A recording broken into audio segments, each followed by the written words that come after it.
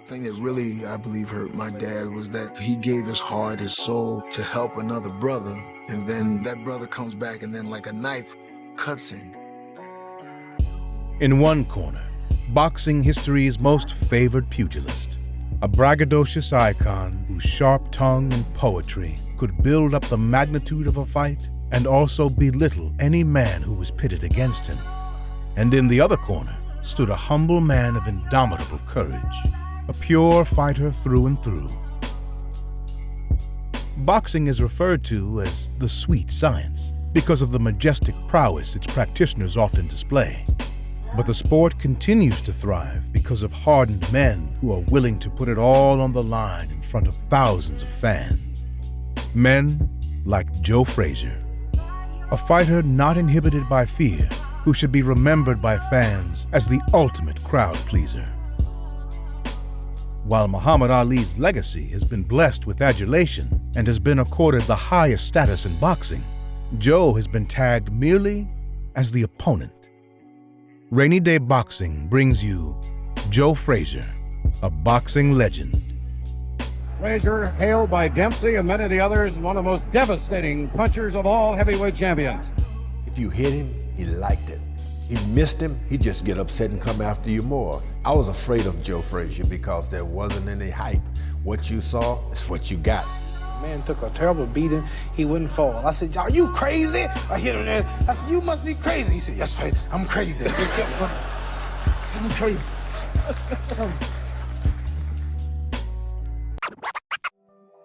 Frazier was born January 12, 1944, in Beaufort, South Carolina.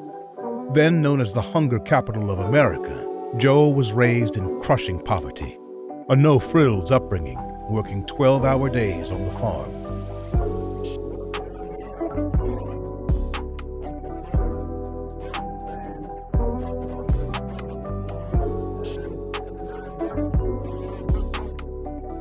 There was little time for dreaming in Beaufort, and even fewer prospects.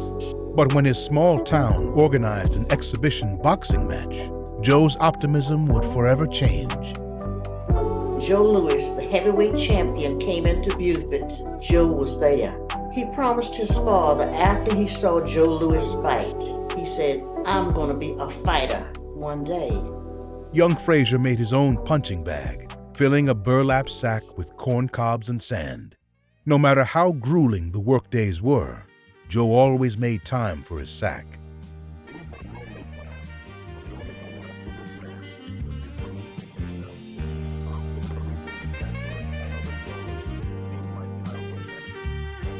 Intent on escaping the common labors on the farm and determined to develop his boxing skills, Joe left home at the age of 15 and made way for Philadelphia. A father at 16, to provide for his son, Frazier worked at a slaughterhouse by day and at night generated heat at the local boxing gym. His raging work ethic made an immediate impression. Joe Frazier, when he was working out, the hardest working man in the boxing business. We went to the Frazier camp, and there is a single-minded, tough, very impressive guy. I'd never seen him work before, and if I were a sparring partner for Joe Frazier, I'd want to take out a life insurance policy. Joe quickly climbed up the amateur rankings, winning 38 of 40 bouts and claiming 3 straight Golden Gloves titles. In the 1964 Tokyo Olympics, Frazier represented the U.S., competing in the heavyweight division, knocking out every opponent on his way to the finals. Unbeknownst to the officials, Joe had fractured his left thumb. Despite being injured, Joe was able to box his way to a unanimous decision, winning the gold medal.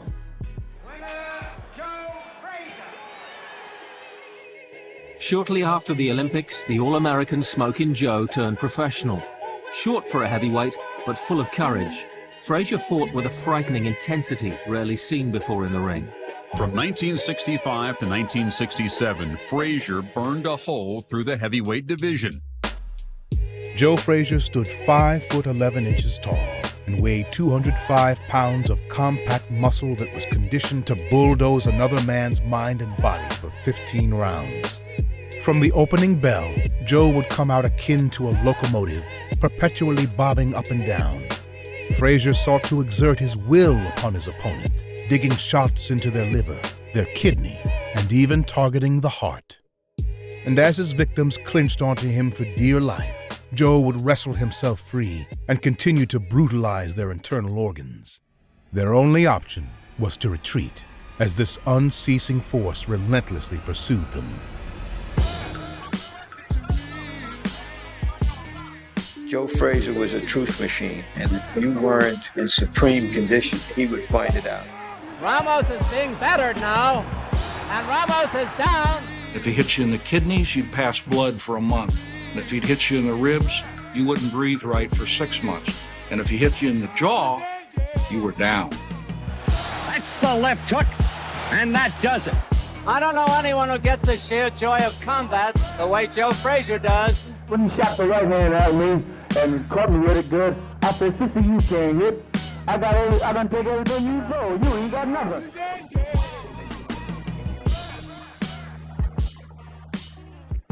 By 1967, Joe Frazier was the standout contender for the heavyweight title, which was then held by Muhammad Ali.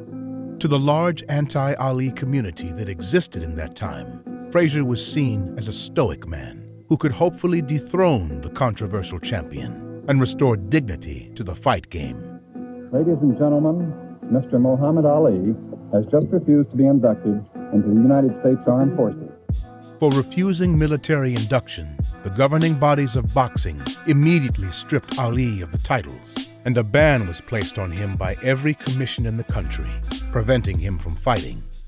An 8-man elimination tournament was then devised to determine his successor. Here's the situation. The World Boxing Association has been holding an elimination tournament to try to find a successor to Cassius Clay or Muhammad Ali. However, one of the top contenders chose not to participate in that tournament. That was Joe Frazier. Cassius has refused to be drafted, has really turned this championship picture upside down. How do you feel about it? Well, I always had wanted to fight Clay more than anything in this world. I think that if I could meet him one of these days, I could whip him. But it looks like he's out of the picture now, so we'll just take the next man who take his place. Frazier was advised to boycott the tournament, which allowed Jimmy Ellis to go all the way and claim the WBA title. Joe instead took on the only man to have beaten him in the amateurs, undefeated Buster Mathis.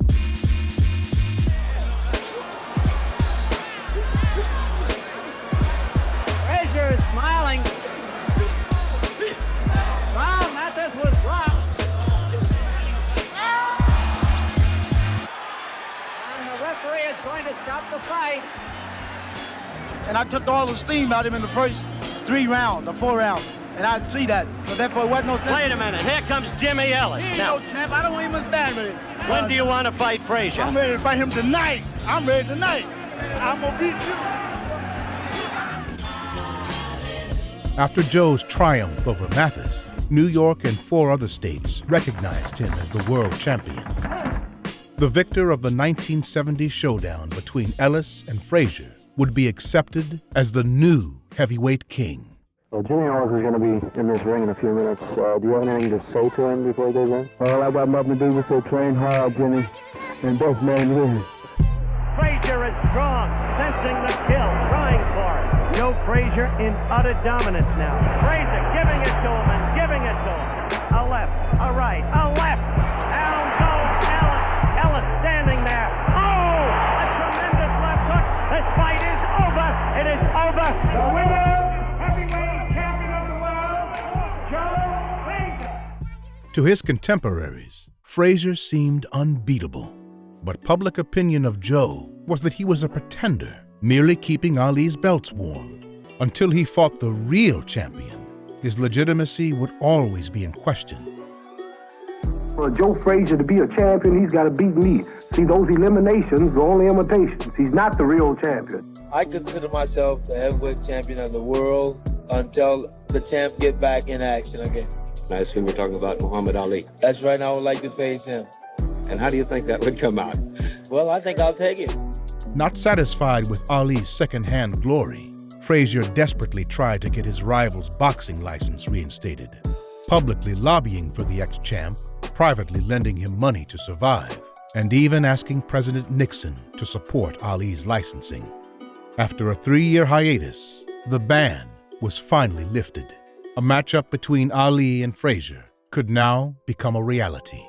During Muhammad Ali's 3.5-year exile from boxing, Joe Frazier had continually supported him.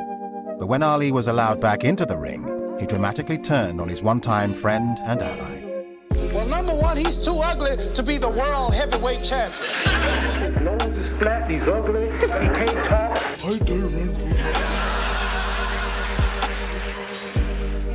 Joe had heard Ali over the radio call him ugly, a coward. He was so shocked and stunned by it that he threw down the radio and crushed it with his foot.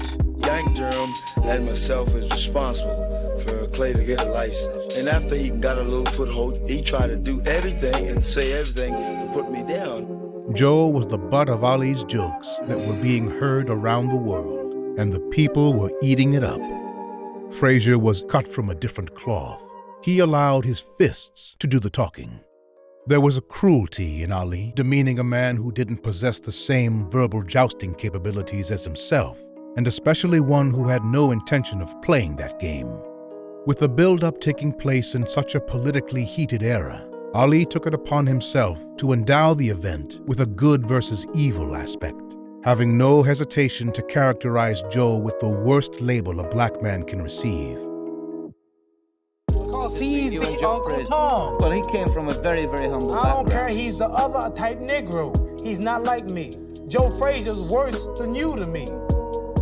He knew perfectly well that Joe was one of the blackest men in the universe. For him to be viewed as a white, sucking Uncle Tom kind of guy was the greatest insult you could give a guy who was nothing but raging black.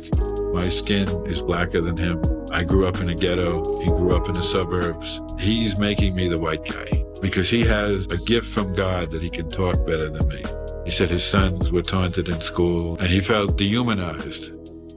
Frazier was ill-equipped to go toe-to-toe with Ali's sharp tongue, and the insults cut deep to Joe's core and would fester in his mind for many years to come. No matter how much Ali liked to outshine Joe with words, he'd eventually have to deal with him inside the ring. Billed as the fight of the century, Frazier would finally have the opportunity to close the mouth of his tormentor. Boxing is dead. That's what they've been telling us. And yet here we are just 6 days away from another fight of the century. Wait till I get you in the ring. Wait, get your hands off me. Look how scared I am. I'm sticking on you. I'm not the easiest guy in the world to psych. You're gonna have to do it to me. You can't psych me. Listen to me. I'm gonna hold you to it. Go ahead, I'm gonna talk to you when I whoop you. You're gonna see two heavyweight champions fighting. One is the phony and one is the real one, and it's gonna be easy to distinguish who is the phony. Joe Frazier's moment had arrived. The who's who of the world filled up the arena, and viewers from around the globe tuned in to make it the most watched sporting event in history. For months, Joe had been burning up inside, itching to get his hands on Ali. He would not be denied. The fury commenced right from the opening bell. Ali was shocked. Never had he experienced such relentless stalking and unwavering determination. They've both taken each other's punches well, but this windmill of a machine, this threshing machine that is Joe Frazier, still comes on at him. This is the best heavyweight championship fight for many years. Here's the big cry for Muhammad Ali. He's got the crowd going with him, and he motions to Frazier and says, listen, they're rooting for me. And Frazier keeps coming, bounding across this ring, looking for his man all the time. Ali continued to hurl insults at Frazier in the early rounds. But unlike his previous foes, Joe talked too. And unlike Ali, Frazier was backing up his words. As Joe landed left hook after left hook, Ali's mouth began to swell. He became silent. And it's noticeable that the talking has stopped. Clay's got his work cut out now with this fight, and he knows it. Frazier talking to Clay. And Frazier grins. He puts his hands down and he laughs. And he says, your punches aren't hurting me. That's a good left hook, and there's a speck of blood on Clay's nose. And he scored with a lot of punches, and Frazier takes a swipe at him. The counter cheers bring out to Joe Frazier. Joe, Joe, Joe, they shout. Much like Ali used to taunt and play with his opponents, it was now Joe who was toying with Ali. The floating butterfly's wings were clipped and were slowed down to a walk. After absorbing 100 debilitating hooks to the body, Ali was no longer a boxer. He was a target. Frazier really goes after him, and he's got him with a left hook. He's done it once too often. Clay's in trouble. And Clay is fighting for survival. The whole of the side of Clay's face, the right-hand side, is scarlet and swollen. Ooh, what a thumping left hook that was. And suddenly Clay has evaporated. Heading into the final round, Frazier had given Ali the worst battering of his career and was ahead on the official scorecards. But it wasn't enough. Releasing the rage he had been bottling up, Frazier delivered boxing history's most iconic left hook. You can see the side of Clay's face swelling where he took that tremendous left hook. It's over and it's gone the distance.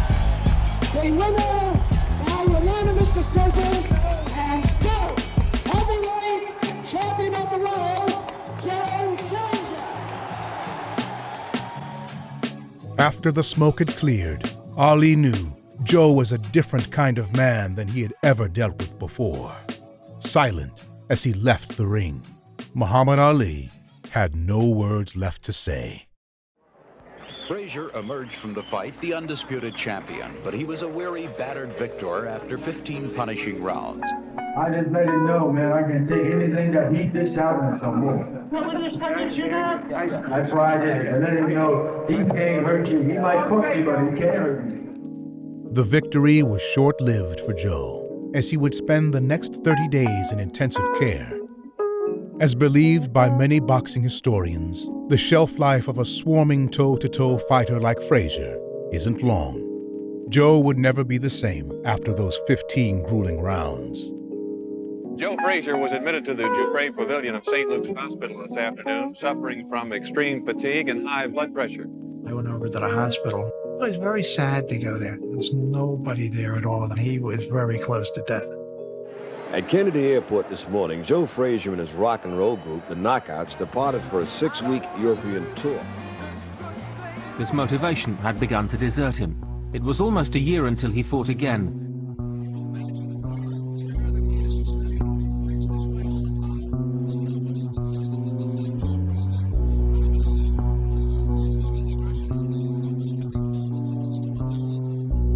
By this time, George Foreman, another fearsome force of destruction, had arrived on the scene. Against the wishes of his manager, Joe, being a prideful champion, requested to take on the up-and-coming juggernaut.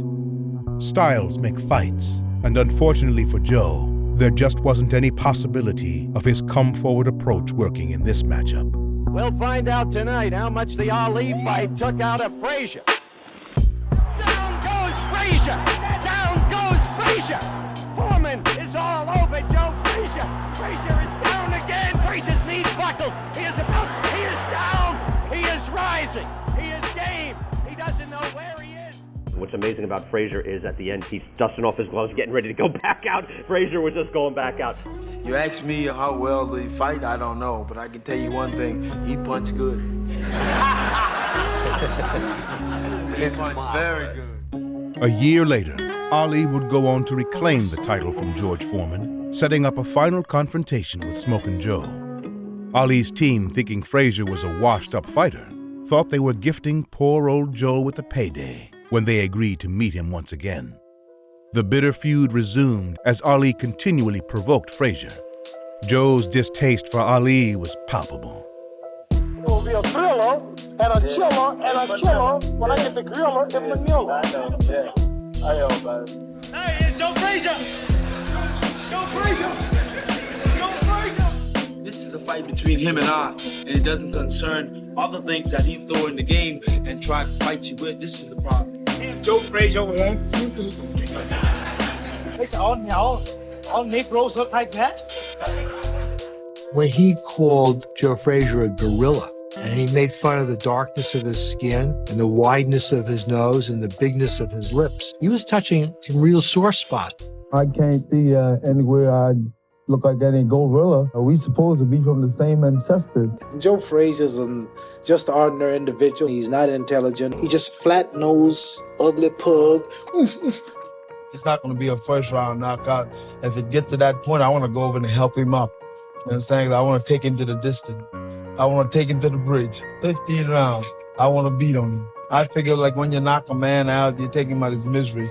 Suffering a little beating on him, that hurts him more than anything in the world. One eye partially blind, and heading into the 10th round, his good eye was starting to swell.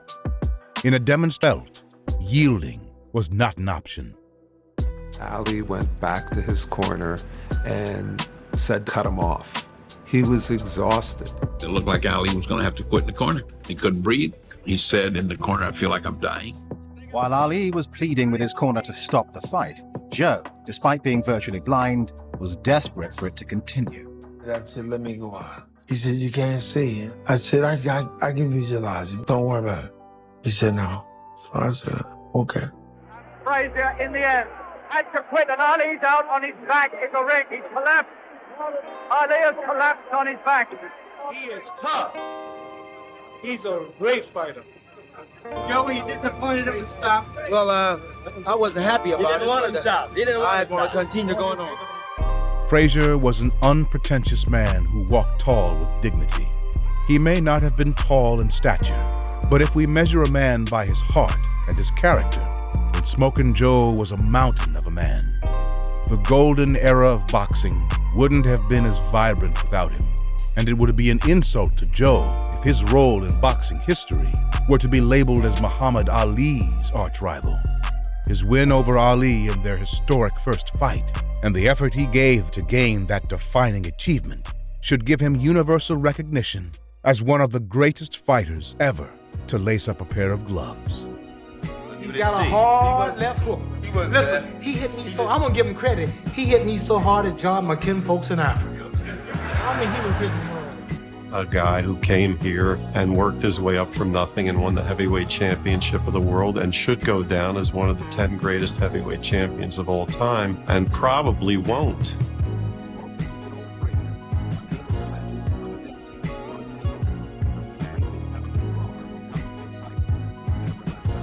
In the afterlight of their blood feud trilogy, Ali basks in history, much of it etched in his own public rhetoric, while Frazier remains alone and underappreciated. I don't need to be loved, he said. When I go out there to do my road work, I'm alone. When I get in the ring, I'm alone.